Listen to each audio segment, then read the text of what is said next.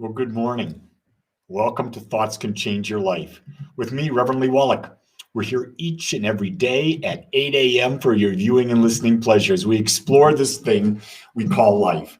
We explore it by asking better questions. That's what we do. It's always about the questions we ask, because the questions we ask determine our level of awareness. And isn't that fascinating? Our level of awareness is everything. And if we are not allowing ourselves to be aware, oh my God, it's awful, because guess what? We don't know what we're doing.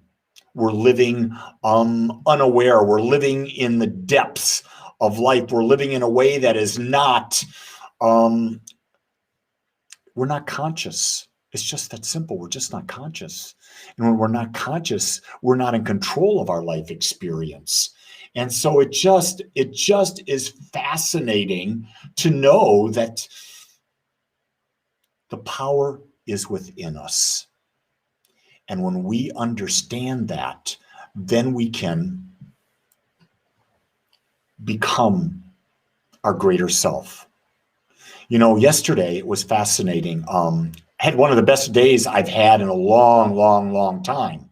And the reason I had a good day yesterday was because we did Agape Live. We had Agape in the park. And so I guess about 50 of us got together and we had a magnificent time.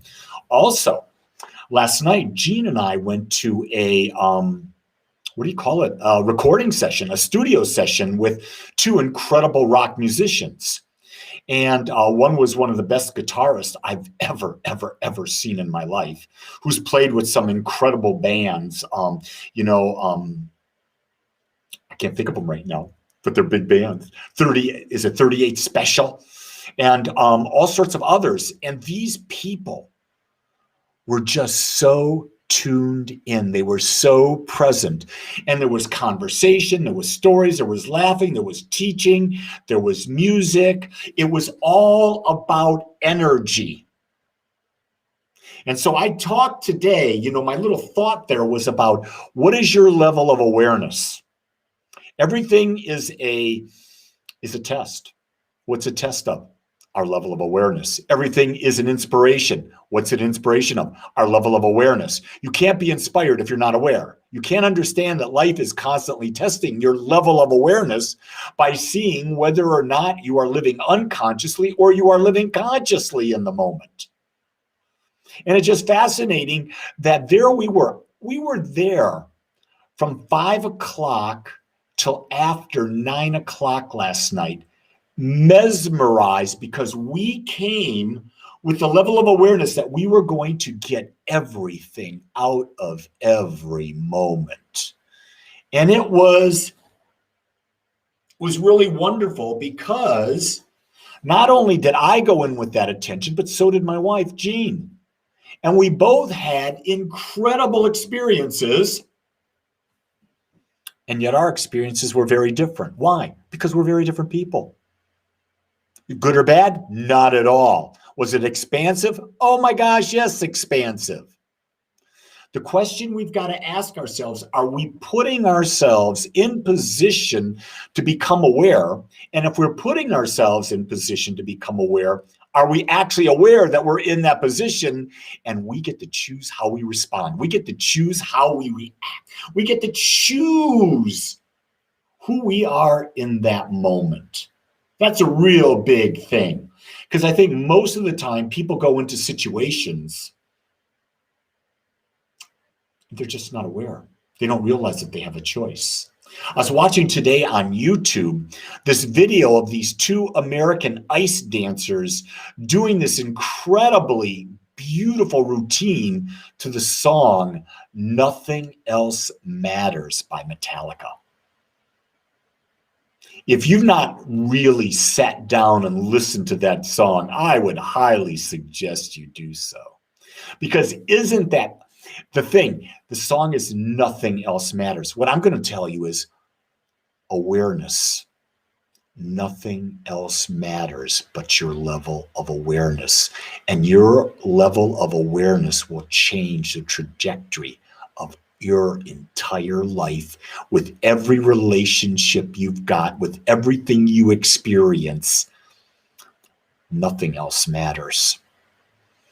That's why we do these exercises called meditation, visualization, taking back control of our mind, building new beliefs, building habits of thinking, habits of being that are consciously chosen so that we can be at the leading edge of building, creating our unique lives, on the building and leading edge of becoming more aware. And I'm telling you, that's where it's at. But don't expect to find a lot of people there. There's never, ever a crowd on the leading edge. You find that the more aware you become, I'm going to say it. People say, don't say it, Lee, don't say it. I'm going to say it. There's not a lot of people there with you. When you find a few people that are more aware, boy, you want them a part of your tribe. You want them a part of your group that you're traveling this planet with. And you'll know who they are. You know how you'll know who they are? By their energetic frequency. Because their energetic frequency will be tuned into yours, and there will be an instantaneous connection. It's not something that has to be worked at. It's not difficult to have an energetic connection when people are of the same frequency. We force energetic connection when we're trying to have a relationship with someone who is not of our frequency. Don't waste your time. They're not the same frequency. You can't force unlike frequencies together.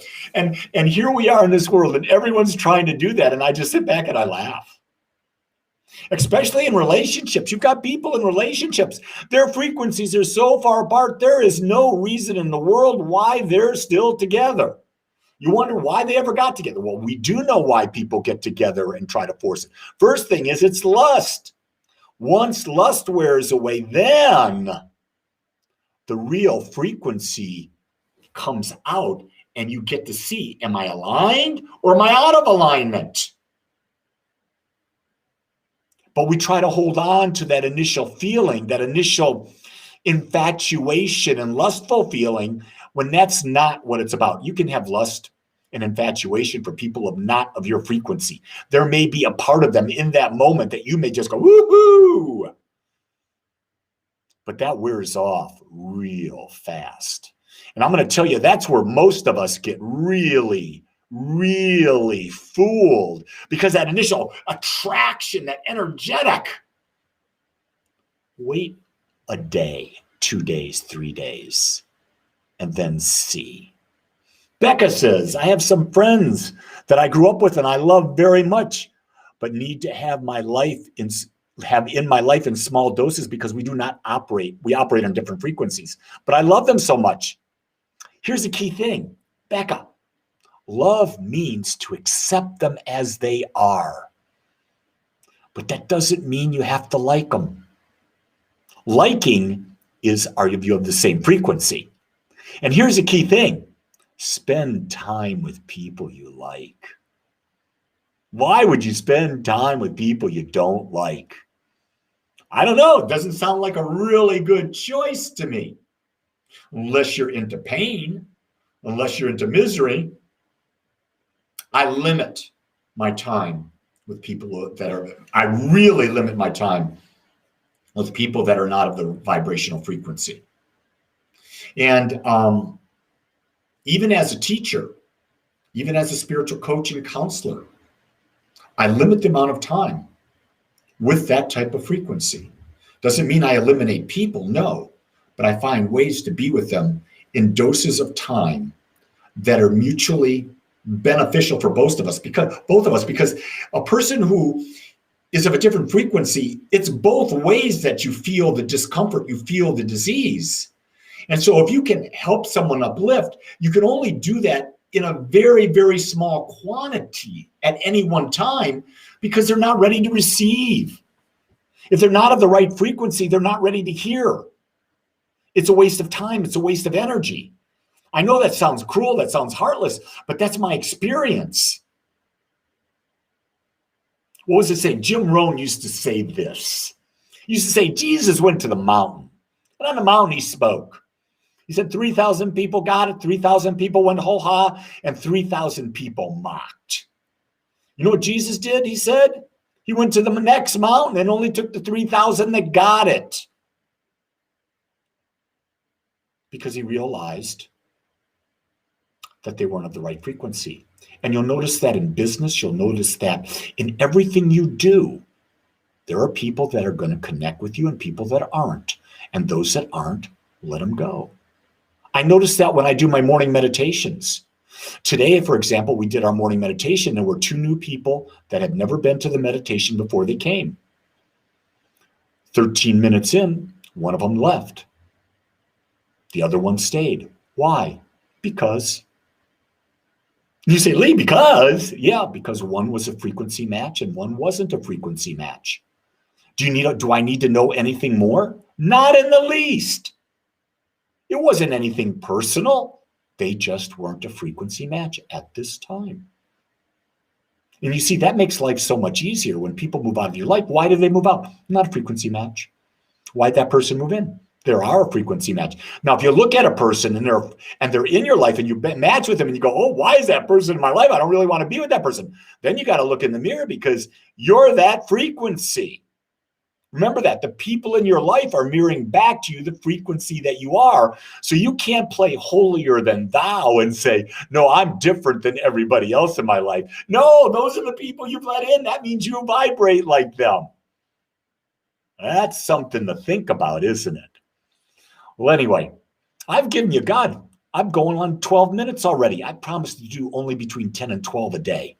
I can go on for a long time, but I want to keep these messages relevant and to the point because I can keep going. So here's the key thing.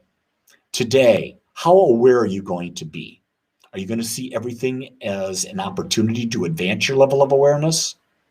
Are you going to see everything testing your level of awareness? If you're aware of that, you're going to move up the ladder of vibration in your awareness level, and you're going to have a better and better day and a better life.